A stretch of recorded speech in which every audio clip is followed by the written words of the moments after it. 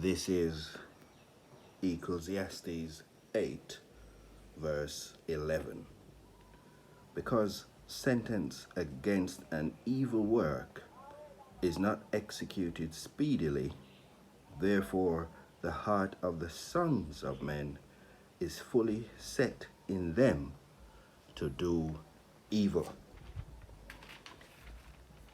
Kal halal Yahweh, Bahashem Yahweh Shai, Bahashem Rakakadash. Double honors to apostles and elders of Great Millstone, and salutations to all the men preaching, teaching, pushing this word across the globe daily. And greetings also to the few sisters that watch these video epistles. Not sure just yet what I'll call this video, although it is a part 2 to the previous video I done recently about the mother and her 7 sons who were murdered under the Greek captivity. So maybe we'll just call this mother murdered as a hate crime. We wanted to maybe fill in some of the gaps, or as the brothers often say, skillfully add to a previously done video, and speak to some of what took place with a little more detail. I've treated this in part like a report, so let's isolate some of the crimes that took place. Mother and 7 sons found murdered. Evidence points to like a gang murder, execution. All 8 bodies brutally tortured. And if this was a report on TV, you would at this point be expected or asked to look away. So brutal were these crimes. Tongues cut out, fingers and toes hacked off, bodies skinned alive. What's referred to as flaying, where you skin the body, peel off the skin, the scalp, while the person is looking at you. Quite a frightening thought. And this has all the hallmarks of a hate crime. And you wonder, what could this family have done to deserve such cruelty, such wicked deaths? Back when we used to watch these crime programs, there's certain crimes that the investigating team would know or refer to as it's a personal. It's very personal. It got up close enough to grab hold of somebody's tongue and chop it out. Why would you do that? And so what we wanted to do in this lesson is probably have a little look at some of why that might be. Is there any answers in the scriptures as to this crime and what is behind it? Let's see, let's go to 2nd Maccabees. Are we still in Maccabees? Looking for possible answers. So now let's try 1st Maccabees 1 verse 41, and we're going to read several verses there. So 1st Maccabees 1 verse 41. Moreover, King Antiochus wrote to his whole kingdom that all should be one people, and every one should leave his laws. So all the heathen agreed according to the commandment of the king. Yea, many also of the Israelites consented to his religion, and sacrificed unto idols, and profaned the Sabbath.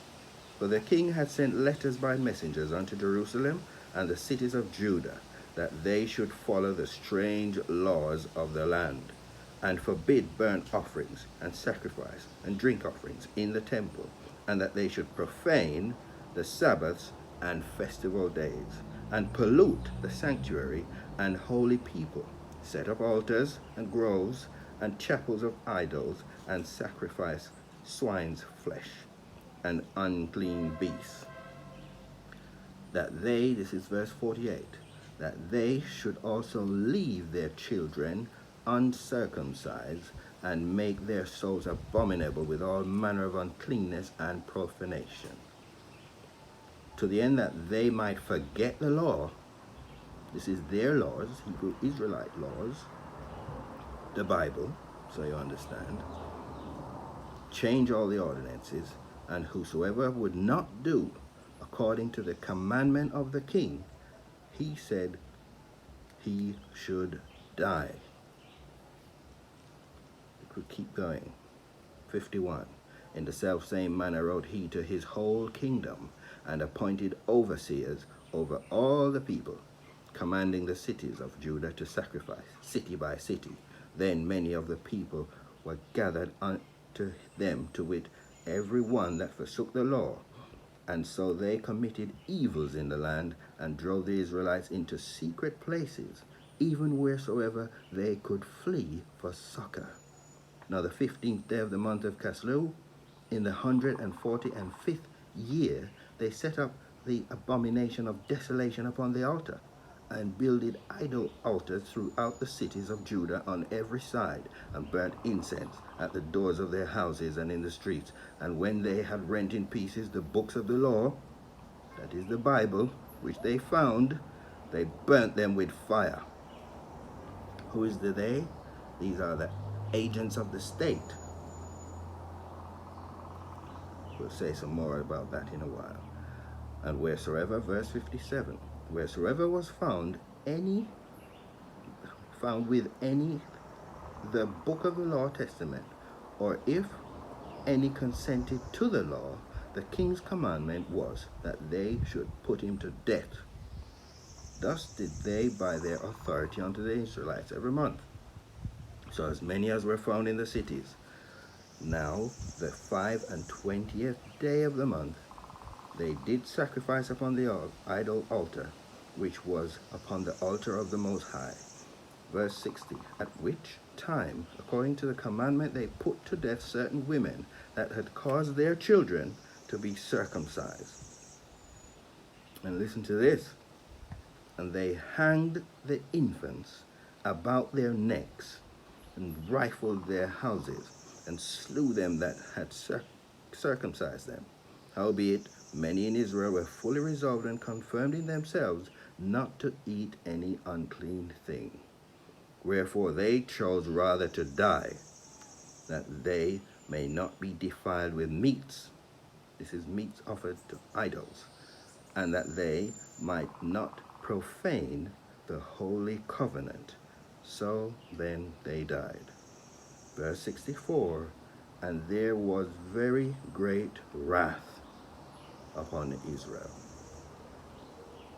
So we gather in some evidence as to who is the perpetrator of these wicked crimes. And I'm wondering if you're getting to see a pattern here. These Greeks are Edomites, not the previous Edomites who were Japhite or Japhetic. No, those were then by that time pushed out, were defeated, and the Edomites, who currently want you to refer to them as white, they were in charge, and this was the Greek kingdom. the leopard in Daniel's writings. Edomites, these are the perpetrators of these heinous crimes. Notice this word crime, a derivative of crimson, which is red, a criminal. Let's get some more evidence. 2 Maccabees 6, verse 6 to 12. 2 Maccabees 6, verse 6. Neither was it lawful for a man to keep Sabbath days or ancient feasts, or to profess himself at all to be a Jew. And in the day of the king's birth every month they were bought by bitter constraint to eat of the sacrifices. And when the feast of Bacchus was kept, the Jews were compelled to go in procession. That's to say, they marched them up, whether they liked it or not, in procession. It's like, imagine you're being led and whipped against your wish to go in procession to Bacchus, carrying ivy. Moreover, there went out a decree to the neighbor cities of the heathen by suggestion of Ptolemy against the Jews, that they should observe the same fashions and by partakers of their sacrifices. And whoso would not conform themselves to the manners of the Gentiles should be put to death. Then might a man have seen the present misery, for there were 2 women bought who had circumcised the children, who when they had openly led round about the city, the babes hanging at their breasts, they cast them down headlong from the wall. Babies. And others that had run together into caves nearby to keep the Sabbath day secretly, being discovered to Philip, were all burnt together, because they made a conscience to help themselves for the honor of the most sacred day. And the writer says, now I beseech those that read this book, that they be not discouraged for these calamities, but that they judge those punishments not to be for destruction, but for the chastening of our nation. Amen. Tough to read some of these accounts, but Romans 15 and 4, these things are there for our learning. So this is 2 to 2,500 years ago, and believe it or not, these people who are Greeks were then taken over by the Romans are the same people. So you get an idea why the Bible Destruction Group, one of the reasons why they'd rather you not be aware of the Apocrypha, because it identifies nations. It says who we are, and it's actually secular history that is boasted upon regarding civilization, as they put it, starting with Alexander the Great, who was Greek, who by blood is related to Esau, Edom. This is facts, not how I think or feel. This is written in history books and in the scriptures. So they agree. Edomites at the scene of the crime against Hebrew Israelites. These Edomites are fugitives. We see that in Genesis 4 and 12. I won't go to it. The first murderer, when he was being meted out his punishment, one of them was to be a fugitive. What is a fugitive? This word normally refers to someone on the run, having committed a crime. Keep changing their ID, lots of aliases. I take over a land, I call myself the people of that land. But that's not me. I still have my own identity. But this is one of the tricks of the trade of a liar and a deceiver and a murderer, calling himself white. There is no such nation as white, and there is no such nation as black. No one was referred to by their color prior to, in terms of nationhood, prior to 1681 in Virginia, which our teachers tell us was the first time documented that someone was referred to regarding their nation as white or black. But that takes us somewhere else, which we're not going to pursue in this lesson, except to understand who is committing these offenses. Jeremiah 49:10 says, I have laid Esau bare. Isaiah 25:7 refers to the covering cast being removed. We're familiar with Job 9:24. The earth is given into the hand of the wicked, who cover the faces of the judges. Who's doing that? Or who has done that? Since the 13th, 14th century, the Renaissance period, the rebirth. Rebirth of who? Edomite rulership. Malachi 1:4 tells us who the wicked is, referred to as the border of wickedness. And even where our Savior Yahushua was being tempted, we see in Luke 4:6-7. Actually, let's go to that one. Let's go to Luke 4. I just want to make a quick point here. I believe it's 6 and 7. So this is the temptation after Yahushua was being tempted of the devil. So verse 6, and the devil said unto him, all this power will I give thee, and the glory of them, for that is delivered unto me, and to whomsoever I will, I give it. So we see the devil being used of Satan to tempt the Most High Son, the Most High being Yahweh, and his only begotten Son being Yahushua, being tempted, and his adversary, who is our adversary, is saying, look, this power over the earth has been delivered to me, and I can give it to whomsoever I will.